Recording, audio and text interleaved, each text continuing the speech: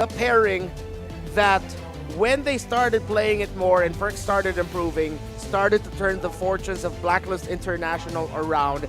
Can it once again turn the fortunes of Blacklist around? Man, what's that gonna be like, right? And I really wonder if it's worth it to really swap out a Tigreal for a Cho.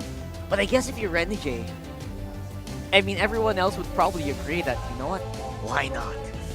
Not the coach. Yeah, not the coach. The actual question, why not? Let's see. I mean, right now, it's just a... I guess this is what Blacklist goes for. They depend their tournament life on this pick. And honestly, it looks really, really cohesive if put together. Now, the question is, can this lineup also survive all the way up to mid-game and all the way up to late? That's something that will be answered, and we will find out as we head into game number 3, brought to us by Leo and Nice. Starring Aurora, MOBB, and Blacklist International could be the final outing in this best of 5. The lower bracket semis, only one moves forth. You're hearing the dulcet tones of Nice and Leo at your service. I just noticed, man, killer trades. ReneJ's Cho for Perks' Tig. Yeah, and I know that they were hovering over it, and that's fine, but I think after what we saw put on show just the previous game, ReneJ is going to feel comfortable with that Cho. Now, if it gets shut down, that's what we were building up throughout game number 2, where we were like, you know, if it's handled properly, then ReneJ doesn't get to go and carry a game through himself. But also the other thing that sticks out is Demon Kite, once again, getting the Ling here. And they have a ton of utility with this lineup from RORA, so hopefully Blacklist has brought enough to the table to counter into that. Truth be told, I agree with you. It's more of what's on the map and what's in their tanks, less than what the draft shows. Yeah. Because right now, it's more cerebral for Blacks International. They really have to give everything they got because this might be their most crucial game in all the playoffs just yet. Sans their best of 3, well, sorry, their best of 5 3-game series against Omega. Like, that was for tournament life. This for reals is for reals for tournament life. It is, and it's at that point where Blacklist has to get this game under their belt here, at least, you know, get a little life in the series. And I think that's also why that little break that we had allows them to have that kind of mental reset that they probably need, because like we mentioned, that last game was a doozy. It was 9-42, so they needed to come out with a draft that's going to give them the advantage for this game. And I think they do have that advantage, save for the on-fire nature of Game 2 for ReneJ's Cho. I think, just big picture, I think Black has a better draft. I'll say it out loud now. Yeah? Yeah, because like they have the Hylos, yeah. They have Haji's Aurora, they have the Suyu, who I think is number one pick. It's a known element, right? We know what it's capable of. And you have the Moskov on Oheb, which I think, against Demon Kite, and even against Doming, has the potential to win more fights, like especially the big 5v5s. There is, and I think that's where they have to focus on, is getting those wins when it comes to these early fights around the objectives, because that's where they kind of struggled. See this right now, Edward dealing with Lord JM, trying to keep him at bay. Half health on the Turtle. Demon Kite finally swooping in. Glorious Pathway already dropping down. The kick was already committed as well. They're going to drag him in with a Lantern. The Tempest Blade's going to come down as well. They're going to just go for the fight, looking for Perks. They'll find him first before they bring MP the King, but he does escape. Even Haji keeping up the passive, but this is a Turtle now for RORA. That's first blood drawn, and of course a 3-man TKO. I'll call it now. They sent back MP, they sent back Lord JM, they took down Perk, they sent back Haji, and they scored the Turtle. Big win for the Northern Lights. Now 1,000 gold head, 3.5 minutes in. Let's talk about that gold lane. This is where I think Blacklist can make the most of the early game aggression of Aurora. Yeah. Protect Oheb, get him up to the point where he can farm, and I mean, I don't know, protect him from ReneJ or make the rest of the map more busy, more of a threat magnet, so Oheb can get there. And that's why I think it's so important that MP the King gets the snowball that we usually see on this. Look at this kick. Oh, just going for the passive at this point. Implosions to catch ReneJ. They're going to lock him down with a freeze as well. Spear won't be needed that one, so this is the punishment that Blacklist needed to do against RORA. That's literally all of the ults in that vicinity. Yeah, it's a whole lot. Save for the Glorious Pathway, but RORA died anyways. So see how much luggage Blacklist has taken from game 1 to just shut down RORA.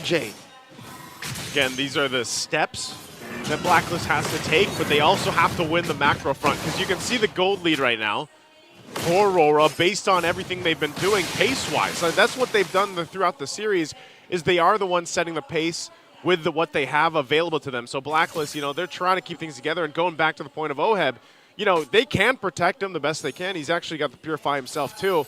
But as long as he's able to farm up, get what he needs, and then joins the fights later on, because of the fact that they have the implosion, you know how much of an effect that can have when it comes to those team fights with a Mozkov paired up. And then they sprinkle in a little extra safety utility with Haji on the Aurora, who, yes, like you mentioned, paid dividends in their previous series against Omegas. Yep, so he knows.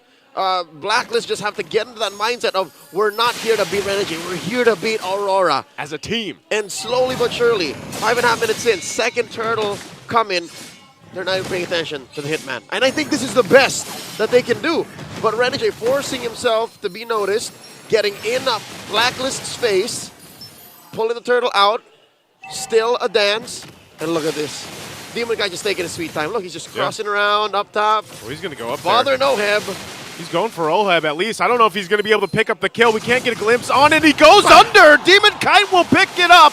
1 versus 1. Who cares about the turtle when he can get a kill? And now into the jungle. Perks will go in with a flicker implosion. They're going to catch RORA again. A little bit of a clap back still. Demon Kite paying attention to that tier 1, but in the mid lane, the dunks are happening here from Edward. Frigid Glacier going to be knocked down. They drag Lord JM back. Looking for one more, but MP the King's going to jump in. Doesn't have enough damage. Look at that. Edward pumping out his own, but MP finally falls to Domeng. Looking for the shot, but the passive is there, and Domeng overextends into it as he gets taken out. Bouts of miscommunication for Aurora, leading to the deaths of Domeng and Edward. You know what? Half of me thinks they were willing to give Edward, all right? They got to push up top, they got to push down bottom, but I don't think Domeng was part of the bundle. Now Perks, looking around, seeing what he can do about this turtle. Eventually just has to concede it. Now gets hit with a choke slam. That's, you know, at this point, we've all played against it. It's a little tilting when you got a Jushin across from you and you're just trying to get to safety, man. But you just let me go. Let me go. Stop. I said no. That's how it feels, basically, right? But with this, again, it's all going back to the point. Demon Kite made that play up top against Oheb, gets the tier 1 turret. You're seeing where the items are falling into place now. Despite the stumble onto Domeng, he is still about 1,000 ahead of Oheb. And now, kick. whoa, Haji! Implosion going to be used as well. Everything, once again, thrown for RORA. It's almost like Blacklist has had enough of the Hitman on this show. To be fair, wasn't just RORA. DK was also a part of that massive implosion, Glorious Pathway, Frigid Ice combo. And the spear came through. Right? So that's everything. It's everything. If it worked out, would have been a masterpiece, an orchestrated ult from all 4 members of Blacks International, sans MP the King, who does the cleanup. But luckily, Demon Kite had the Tempest of Blades, and now you're seeing lingering effects of Game 2. Folks, if you missed it, Aurora finished at about 9 minutes 40 seconds off the back of RORA's show. This very same hero that you're seeing play now. And I guess it's a different tune, but Aurora's still in control. They're still in control. They still have a lead. They're still working on these turrets, whittling them down slowly. And Demon Kite playing that top lane, pushing it when he can as well. All this is going to lead to eventually that Lord dance and see if they have enough fight in them for Blacklist. Theoretically, Oheb should be able to do the same thing Demon Kite is doing, right? Splitting the map, farming where everyone else isn't, and then just being part of the fight anyways. But it's not the same. It's not the same, especially with what happened minutes ago. Like, Demon Kite, you know, Oheb was doing that. He was just farming, doing his thing. He's like, yeah, I got a turret too. But Demon Kite just went in, swooped in, and made him second guess that. It's simpler for Demon Kite to do this. But for Oheb, it's a 2 or 3 step process for him to hit the SOD, see if the coast is clear, and then wail at people. For Demon Kite, he can actually do it on cue. And that's what makes it so difficult for Blacklist to find an opening. They have to consider the farm on OHEB, which they've done now, sent him up top, and they have to deal with Aurora's constant pressure. Perks here, underneath the microscope, getting hit, and now the fight breaks out. And they're just going to go and secure the Lord here. RORA might not even need to press anything further. Spear Destruction going to be thrown. RenaJ will flicker on out to disengage. So, hey, that's an objective secure. Demon Kite jumping in, able to find OHEB. The 1v1 again. Tempest of Blades. OHEB has nowhere to go. Just as we were talking about it, man, is it a struggle for OHEB. Immense game sense coming in from the smiling demon. I could have sworn I saw a grin on his face as soon as he checked that bush coming in from the Finch Poise. That is irreparable damage. OHEB had nothing to do but just take it. His Purify's not going to do anything. He was on the other side of the wall to hit a stun with the spear. Yeah. That's going to put Aurora way beyond 3K. Best believe, Joseph, this is just the start of the snowball. This is the start right now. RenaJ once again. Him and Edward lining things up. Infernal Pursuit will get a flicker out from Haji. Also, once again, look at OHEB. Topside. Demon Kite again gets him. Implosion, they'll finally catch him, but for Demon Kite, it was all worth it because they'll get more space, more turrets to work with, and the Lord's still on the bottom side. Numbers-wise, the Blacklist did get a shutdown kill there, but I'm thinking big picture. I'm thinking mentally. Where is OHEB at? Oh no, underneath tier 3! They're still going to fight even without Demon Kite. Edward jumping on in. Domeng working on the turret. This might be a moment for Blacklist to get a couple kills and fight back. Yue still up for now. Whittles them down enough. Domeng goes to flickers. Pops off. Able to get one. Couldn't get the others. And that spear, again, not finding the connection. The next standard, showing shades of the nickname henceforth pulled from, flickering forward to stop the punish from Blacklist. Whew. There was so many low HP bars there. Some savage moves. If he had the Renner, yeah, maybe he got a double. Maybe. But he got that was Nibiru. Yeah, he had the Nibiru out. If only, but even so, you saw how much like just Yue was doing to them. Like he brought them down quite a bit with just the Lantern Flare. Could have sworn Yue was gonna die too, but I forgot. You can actually Lantern Flare backwards. Yes. So on the disengage, you're still putting it towards the chasers. That's a huge gap put between you and your pursuers.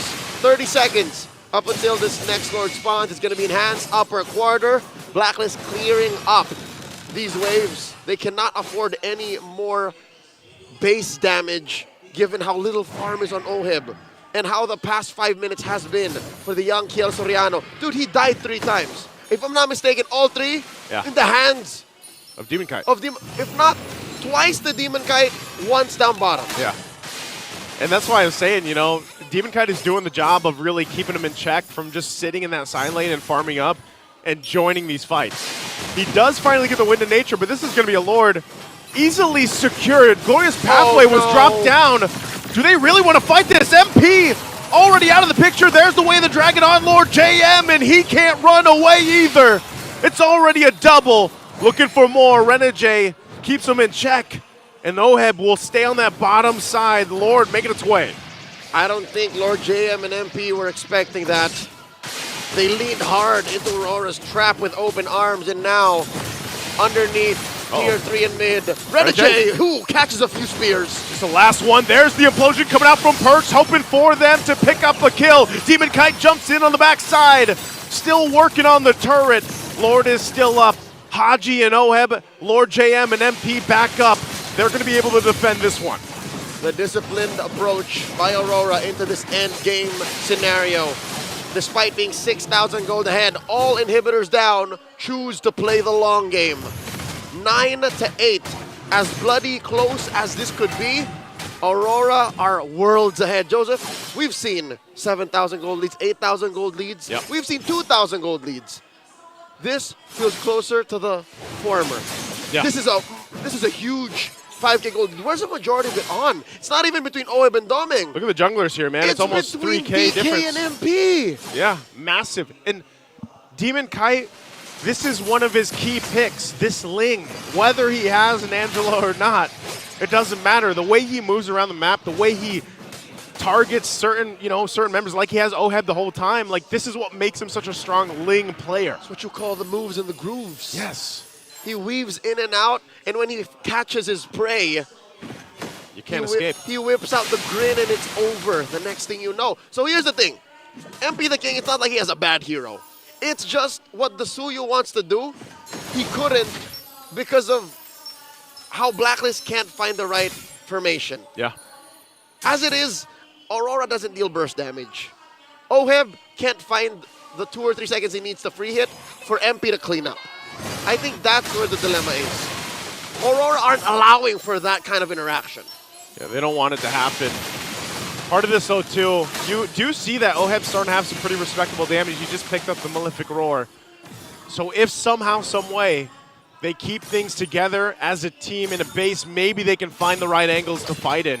But even these choke points around the jungle are going to be difficult because of the fact that you also have, again, this Jushin across from you from Yue. She can lantern flare you from across an obstacle, by the way. Yeah. So as long as Yue does his due diligence and puts up a perimeter between his opponents, his team, and a wall, Blacklist can never have an ideal engage. It's difficult is not even a word I would describe Blacklist situation right now. Yeah. It's worse than that. It's worse than difficult at this point. And the net worth doesn't tell you the full story. The kits that Aurora have Oh. brought into this draft. Here we go, coming There's in! the implosion. It's on Renegade again. That's what they commit. Yue also already using the beacon. They go down with the Frigid Glacier. Demon Kite looking for Oheb again. Has the Wind of Nature. Gets the Immortality. Looking to clean up on the backside. They do get rid of Demon Kite. And it's Oheb and Lord JM down. RORA looking to go into the base here. 3 members forward. Renegade joining the fight. They're going to be working on this. It might be too much. MP trying to keep them at bay. Keep the waves clean. And so far they'll do it. Haji still alive, but Renegade's going to jump in. Gets the kick. They work on the base. And the lights are too much for the code of Blacklist as RORA wins in a sweep. 3-0. 3-0. In a flash of light, the newest franchise in the league secures the lower bracket finals, eliminating Blacklist International. Did not